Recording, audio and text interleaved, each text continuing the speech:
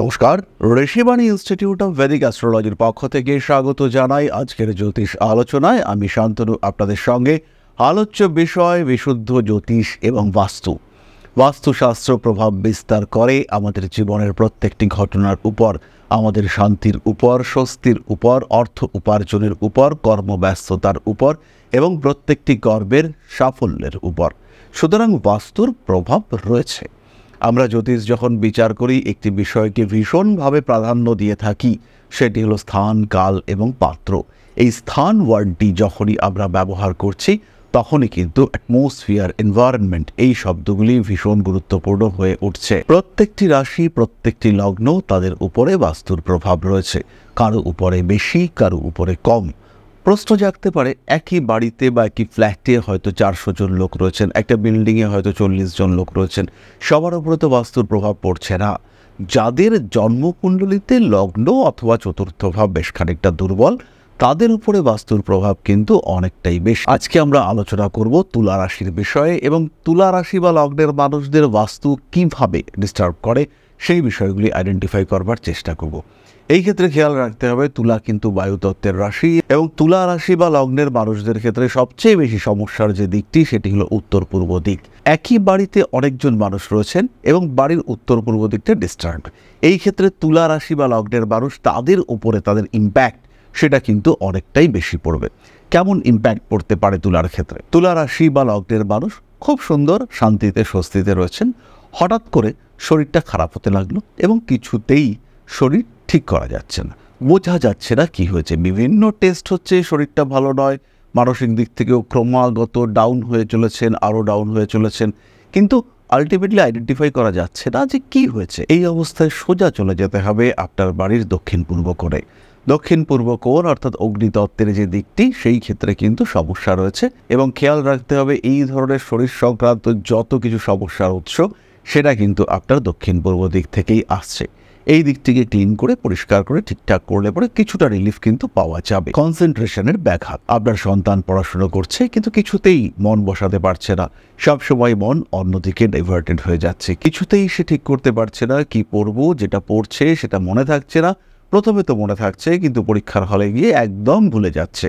এরকম সিচুয়েশন যদি আপনার সন্তানের ক্ষেত্রে দেখতে পাওয়া যায়, সেই ক্ষেত্রে অবশ্যই বুঝতে হবে আপনার দক্ষিণ পশ্চিম দিক অর্থাৎ বায়ুকোণ, সেই ক্ষেত্রটিতে কিন্তু ডিস্টারবেন্স আসছে।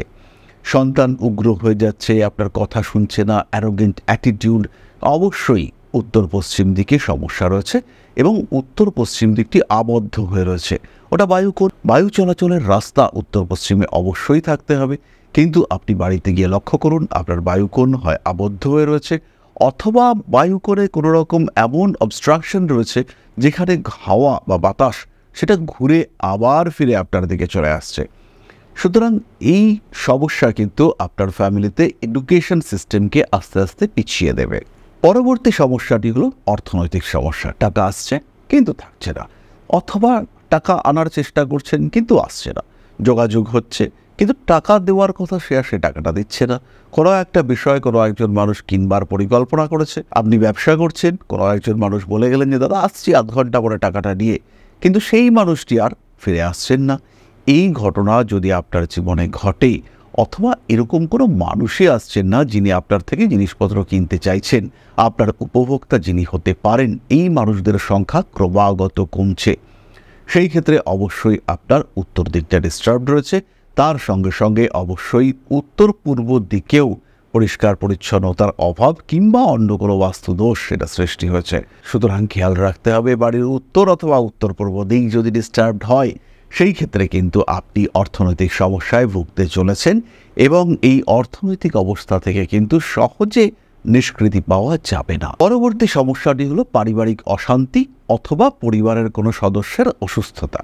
হতেই পারে বাড়িতে কোনো একজন সদস্য বিশেষভাবে অসুস্থ হয়ে রয়েছেন এবং তার কারণে জলের মতো অর্থ ব্যয় হচ্ছে, কিছুতেই তার অসুস্থতা কমছে না, ক্রমাগত তিনি আরও খারাপ পরিস্থিতির দিকে এগোচ্ছেন।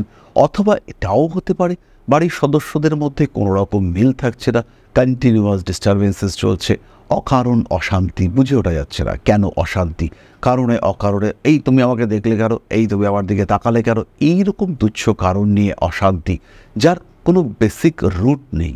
এই ধরনের সমস্যা ফেস করতে হতে পারে তুলা রাশি বা লগ্নের মানুষদের, যদি দক্ষিণ পশ্চিম দিকটা ডিস্টার্বড থাকে।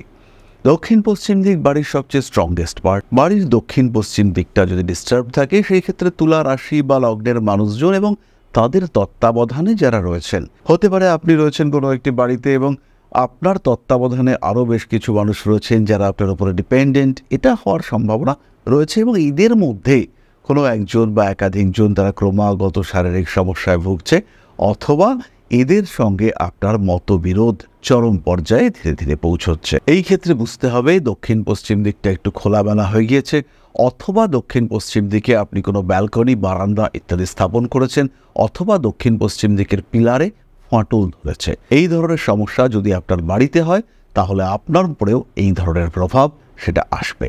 এবার আমাদের জানতে হবে কয়েকটি বিশেষ টোটকা বা কয়েকটি বিশেষ প্রতিকার, যার মাধ্যমে আমরা এই বিষয়টির সলিউশন করতে পারি। তুলা রাশি বা লগ্নের মানুষদের বাস্তুর প্রথম বিষয়টি হলো বাড়ির বায়ু কোণটিকে মোটামুটি যেমন হওয়া উচিত তেমন করতে হবে। বায়ু চলাচলের উপযুক্ত, তুলনামূলকভাবে হালকা জিনিসপত্র সেখানে থাকবে, সেখানে কোনো ওষুধপত্র থাকবে না, সেখানে ঘড়ি, ক্যালেন্ডার এই ধরনের কোনো জিনিসপত্র থাকবে না, সেখানে একটা উইন্ড চাইম রাখা যেতে পারে। এই সমস্ত ব্যবস্থা করে উত্তর পশ্চিম দিকের এনার্জি, ঊর্জা, অরা তাকে ইনক্রিজ করিয়ে দেওয়ার চেষ্টা করতে হবে। দ্বিতীয় বিষয়টি হলো বাড়ি যখন করছেন তখন চতুর্থ ভাব অধিপতি, চতুর্থ ভাবস্থ গ্রহ ইত্যাদি বিষয়কে একটু গুরুত্ব দিতে হবে এবং গৃহপ্রবেশের সময় সেটা যেন চতুর্থপতির জন্য শুভ লগ্নযুক্ত হয় সেটা দেখতে হবে। আপনি যেহেতু তুলা রাশি, আপনার চতুর্থ ভাবটি মকর, তার অধিপতি শনি, আমরা ধরে নিচ্ছি তিনিও মকর রাশিতেই রয়েছেন। এবার আপনি এমন একটা দিনে, এমন একটা সময় গৃহপ্রবেশ করছেন, সেই সময়টা আপনার জন্য সিংহ লগ্ন পড়ল। তাহলে মকরের অষ্টম সেটি হলো সিংহ, আবার সিংহের ষষ্ঠ সেটি হলো মকর।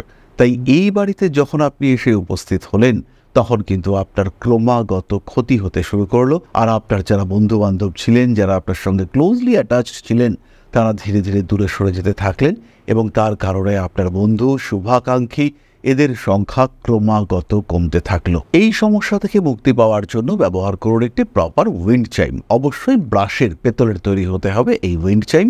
ব্যবহার করুন উত্তর পশ্চিম দিকে এবং সেখানে যাতে এয়ার ফ্লো মোটামুটি থাকে তার একটা প্রচেষ্টা অবশ্যই করা উচিত। কিন্তু খেয়াল রাখতে হবে যে ঘরে আপনি উইন্ড চাইম রেখেছেন সেটা কিন্তু আপনার শোয়ার ঘর না হওয়াটাই উচিত তুলা রাশি বা লগ্নের মানুষদের ক্ষেত্রে। এরপরে যে সমস্ত তুলা রাশি বা লগ্নের মানুষরা ব্যাপক অর্থনৈতিক সমস্যায় ভুগছেন, টাকা এসেও কোনোভাবেই সেই টাকা থাকছে না, টাকা ধরে রাখা যাচ্ছে না, তারা অবশ্যই বাড়িতে রাখুন একটি ক্রিস্টাল শ্রীযন্ত্রম।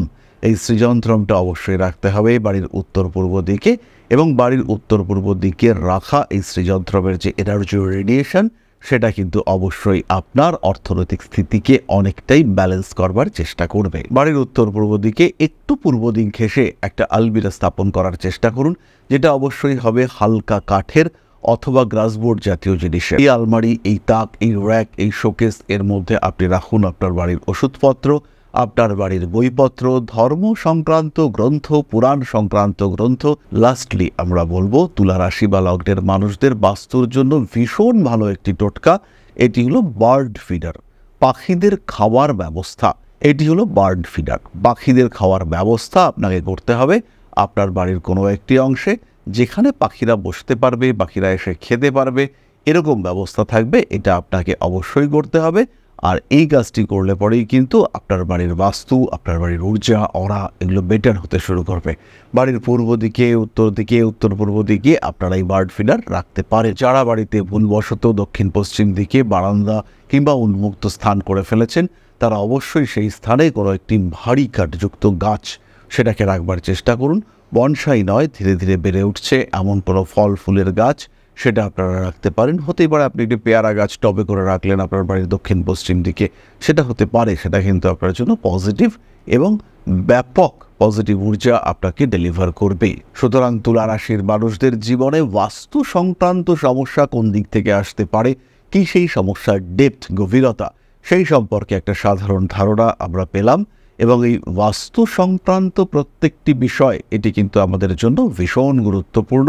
আর বাস্তু রেকটিফিকেশন এটা আপনার জীবনের একটা বড় পার্সেন্টেজ অফ প্রবলেম রিডিউস করতে সক্ষম। বেশ কিছু সমস্যা, বিশেষ করে শারীরিক, সামাজিক, অর্থনৈতিক, মানসিক, সেগুলোকে কিন্তু আমরা বাস্তুক্রিয়ার মাধ্যমে সমাধান করতে সম্ভব করতে পারি। তাহলে তুলা রাশি এবং তার বাস্তু কারেকশন, তার বাস্তু সমস্যা, বাস্তুর ইম্প্যাক্ট তার উপরে, সেই সম্পর্কিত বিষয় নিয়ে আমরা আলোচনা করেই ফেললাম। আপনার বাড়ির বাস্তু সংস্কার, বাস্তু পরিদর্শন ইত্যাদির জন্য সরাসরি যোগাযোগ করতে পারেন আমাদের কন্ট্যাক্ট নাম্বারে।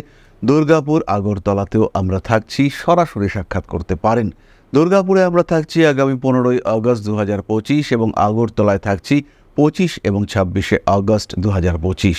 তাহলে এবার আমরা চলে আসবো আলোচনার পরবর্তী পর্যায়ে, অর্থাৎ আপনাদের প্রশ্নে জ্যোতিষের উত্তর।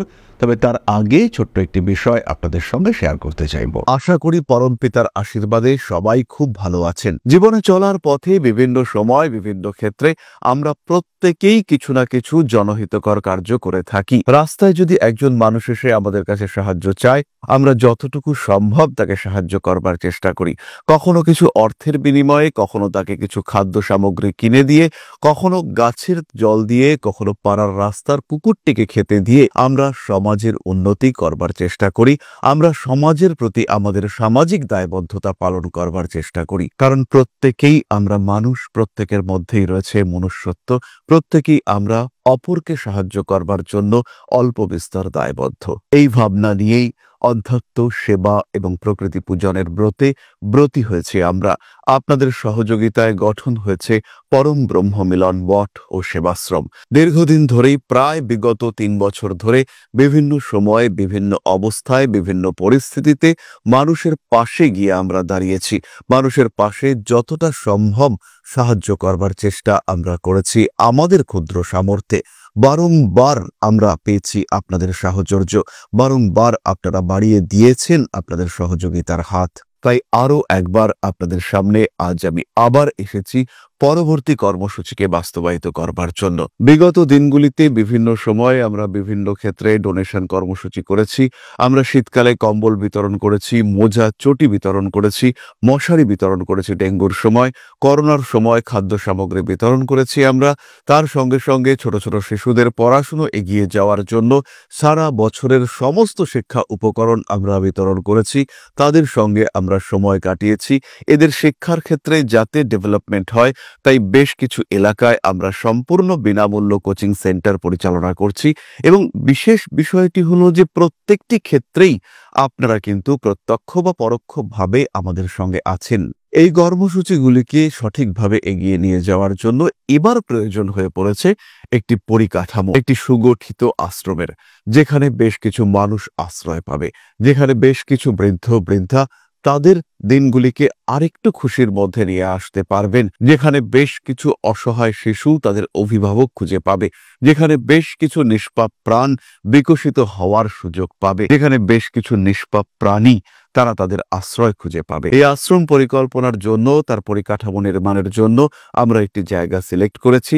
সেই জায়গাটি ক্রয় করবার জন্য প্রয়োজন বিপুল অর্থের, যেটি কেবলমাত্র আমাদের প্রচেষ্টায় সংগ্রহ করা অসম্ভব। তাই আপনাদের প্রত্যেকের কাছে ছোট্ট অনুরোধ, প্রত্যেকেই অল্প অল্প করে এগিয়ে আসুন। প্রত্যেকের বিন্দু বিন্দু অনুদানে একদিন সিন্ধু স্বরূপ গড়ে উঠবে পরম ব্রহ্ম মিলন মঠ ও সেবাশ্রম। আমাদের প্রত্যেকের স্বপ্ন সমাজের জন্য কিছু করে যাওয়ার, সমাজকে উন্নততর পর্যায়ে নিয়ে যাওয়ার এই যে প্রচেষ্টা, এই যে ইচ্ছে, এই যে উদ্যম, এই উৎসাহ বাস্তবায়িত হবে আপনাদের সহযোগিতার মাধ্যমে। তাই আপনাদের প্রত্যেকের কাছে স্বনির্বন্ধ অনুরোধ, যতটুকু সম্ভব, যতটুকু সামর্থ্য, হতেই পারে অতি ক্ষুদ্র সেই সামর্থ্য, কিন্তু এসে পাশে দাঁড়ান। ইতিমধ্যেই বহু মানুষ তাদের যথাসম্ভব সাহায্যের হাত আমাদের দিকে বাড়িয়েছেন। আমরা তাদের প্রতি কৃতজ্ঞ, আমাদের আন্তরিক ধন্যবাদ আমরা জানাই তাদের প্রতি। এবং আপনাদের কাছেও আমাদের অনুরোধ, আপনারাও একটু একটু করে এগিয়ে আসুন। সবাই যদি অল্প অল্প করে এগিয়ে আসি, তাহলেই কিন্তু বিরাট কোনো স্বপ্ন বাস্তবায়িত হতে পারবে। সকলেই যদি অল্প অল্প করে এগিয়ে আসি, তাহলেই কিন্তু বিরাট এই মহান কর্ম বাস্তবায়িত হতে পারবে।